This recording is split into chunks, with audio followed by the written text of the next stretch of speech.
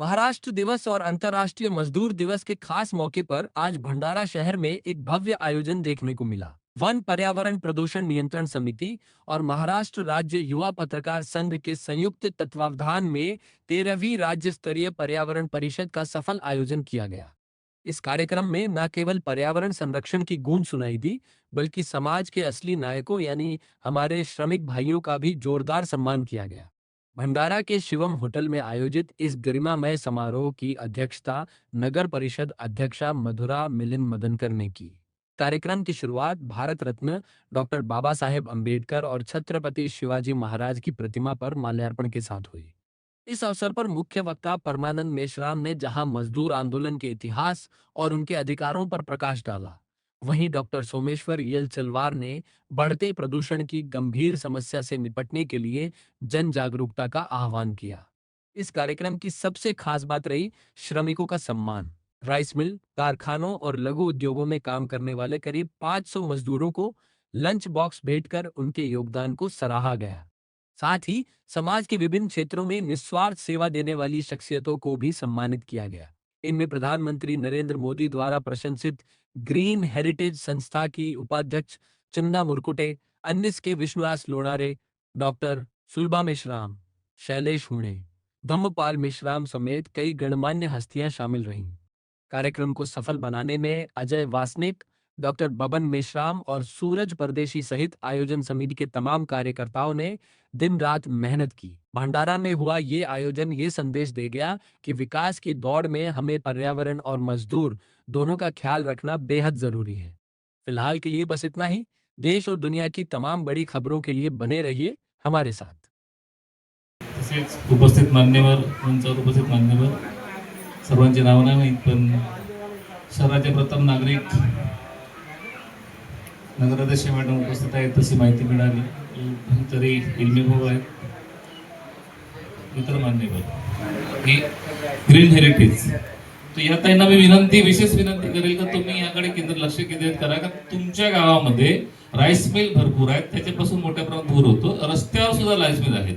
मी जवळपास 50 राईस मिलला विजिट दिलेली आहे तुमच्या भंडारा जिल्ह्यातल्या।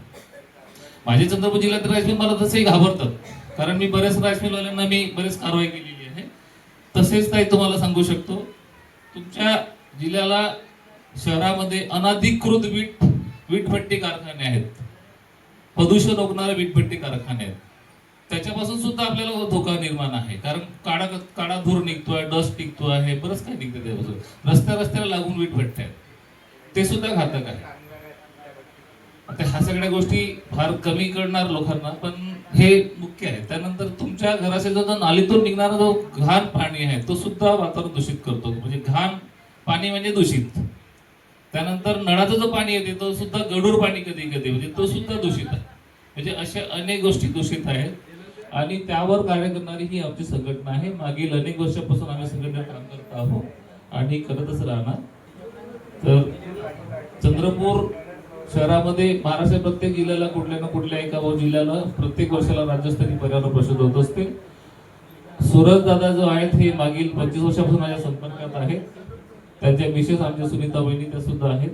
त्यांच्या आग्रहास्तव मी सहज आलो होतो तुमच्या भंडाराला मागच्या 2 वर्ष आधी। त्यांना म्हटलं की तुम्ही कामगार दिवस घ्या, आपण एक सोबतच म्हटलं पर्यावरण समितीला म्हणजे पर्यावरण राज्यस्तरीय पर्यावरण संमेलन सोबतच घेऊ।